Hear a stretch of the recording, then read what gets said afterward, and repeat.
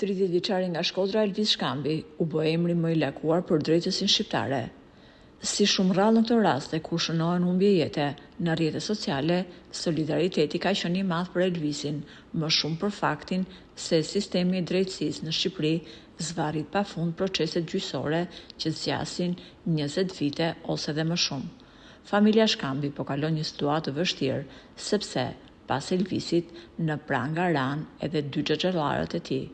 I pari, sepse dyshohet që ka patur informacion për veprimin që po kryente Elvisi në gjykat, dhe i dyti, sepse doli në intervistë një ditë pas ngjarjes dhe u shpreh se të njëjtin fund do të ketë kushdo që ma fut nipin në burg.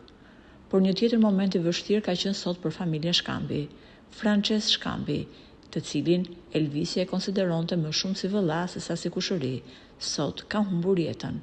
44 vjeçari Frances Shkambi jetonte në shtetin e Michiganit në Amerikë dhe ai kishte biznesin e tij një restorant që e menaxhonte prej shumë vitesh.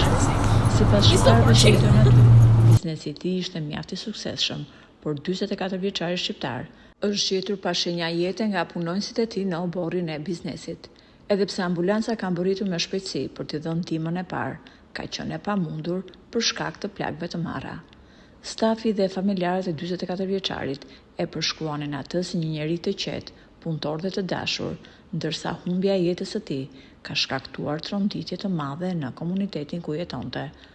Restoranti ku ai punon njoftoi mbylljen e aktivitetit për shkak të tragjedisë.